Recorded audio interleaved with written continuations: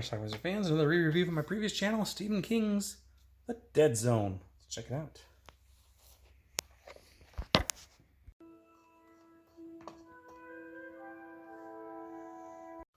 Christopher Walken plays Johnny, a teacher.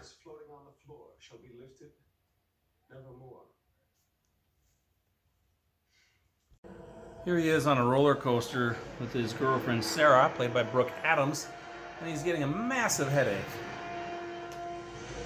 Anyway, after the park, he drops her off, and then truck tips over, which he then promptly crashes into. This puts him in a coma for a while. He does come out of it 5 years later. Well, it's being smashed up pretty badly.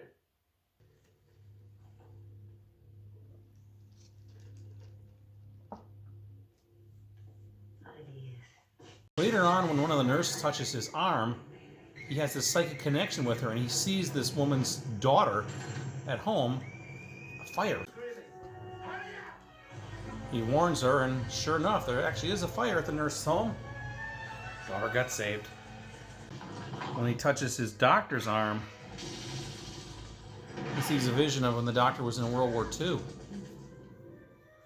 The doctor's mother's been dead all these years, or so he was led to believe, so he thought.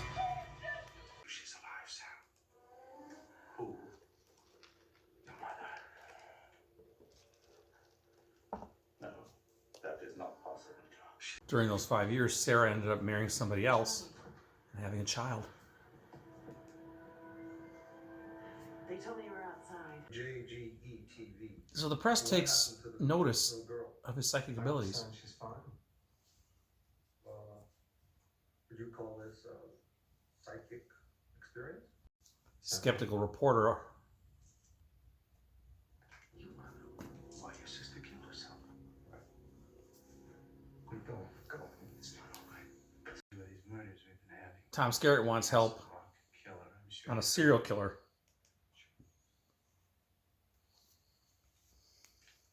He's the sheriff. He's reluctant to help.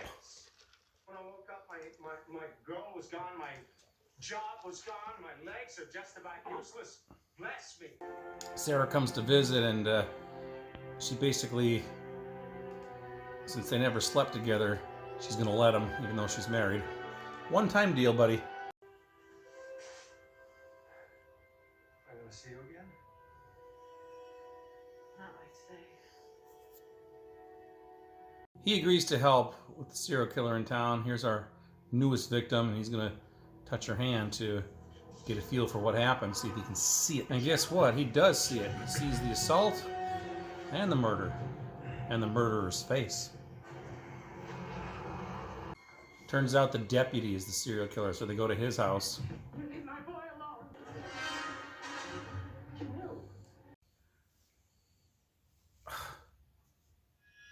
He decides to kill himself on some scissors. Ouch.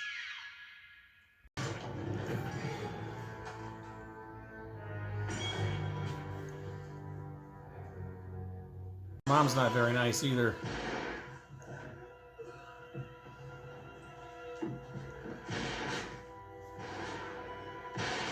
Then we meet Greg Stilson, played by Martin Sheen, running for Senate.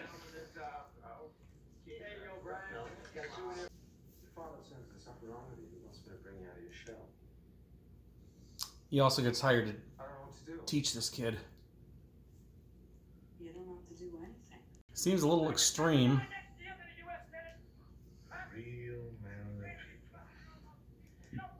Jesus. He's not against blackmailing people either.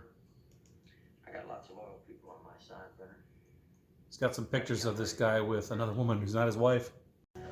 Anyway, the kid he's teaching has hockey practice later today, and he has an image of him falling through the ice and drowning. You want to kill your own son? I'm scared, Dad.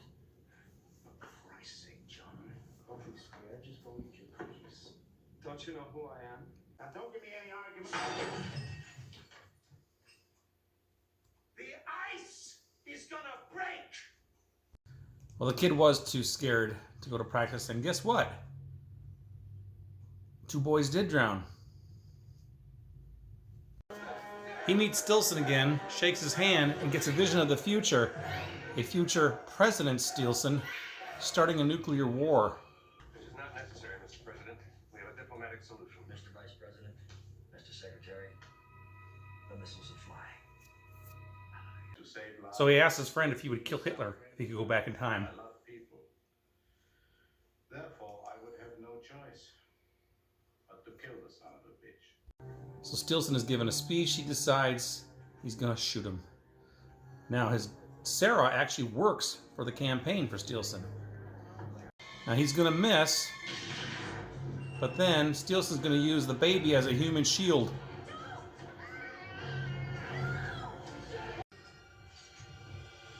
And then a bodyguard shoots him, but a photographer also took a picture of the human shield. Stilson grabs Johnny to say, "Who are you? Who are you?" And then when he touches, he sees the future.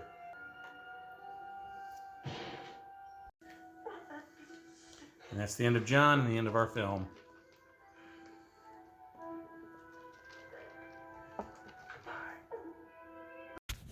All right, let's talk about Stephen King's The Dead Zone. This is a movie that I feel kind of bad that I'm not nostalgic for. And what I mean by that is that I never watched this movie back in the 80s. Now, I grew up in the 80s, and that's when I first became a fan of films, and we had cable, and I got my first VCR and started taping things like crazy. And I watched Stephen King movies. I watched a lot of them. You know, Children of the Corn, Salem's Lot. Saw Carrie eventually, Cujo, Christine. Some of these movies were on cable quite a bit, and all the kids back then, we watched them like crazy. They were on, we watched them. And somehow this one eluded me. Never saw it. I would see the picture of it in the cable guides, just never saw it. Never. Didn't finally see it until maybe 1993 or 4 or somewhere in that range.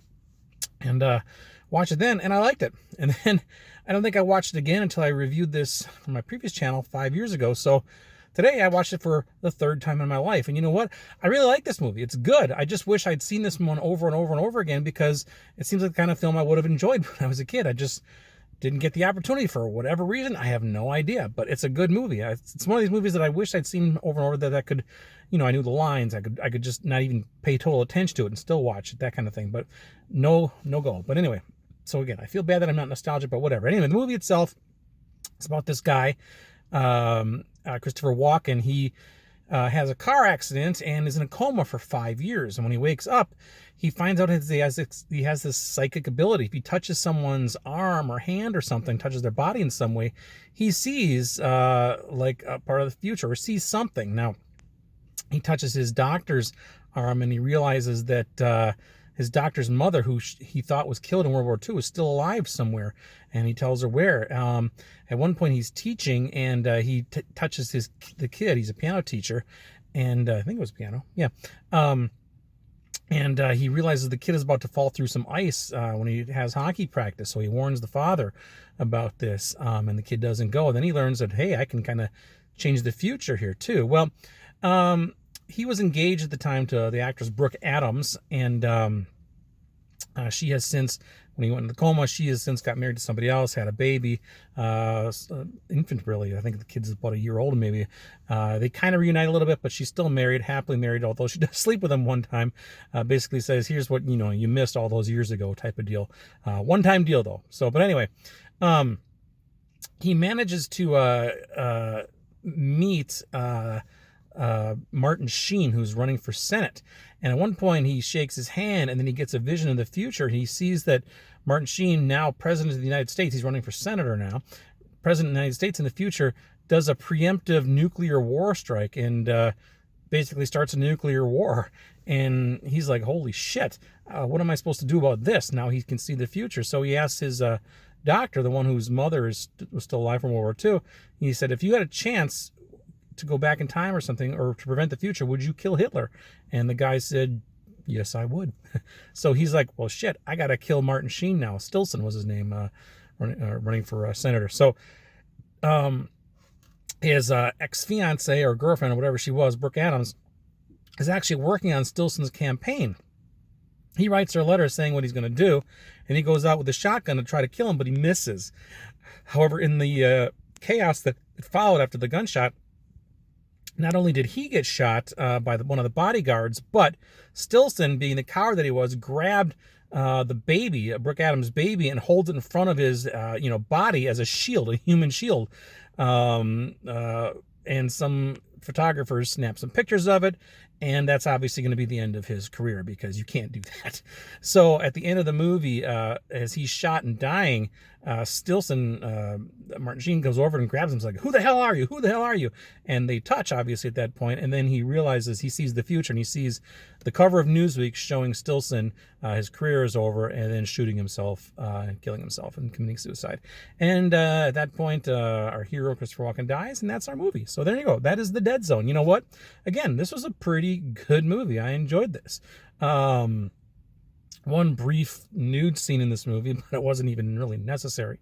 I should also mention that in the movie, early in the movie, he helped solve a serial killer that was going on. I think it was the one of the deputies, the police deputy, was actually murdering the people there. So, but anyway, that is Stephen King's The Dead Zone. Again, I feel bad that I'm not nostalgic about this movie because I never saw this back in the day. So, but I've seen it a few times since then, and it's good.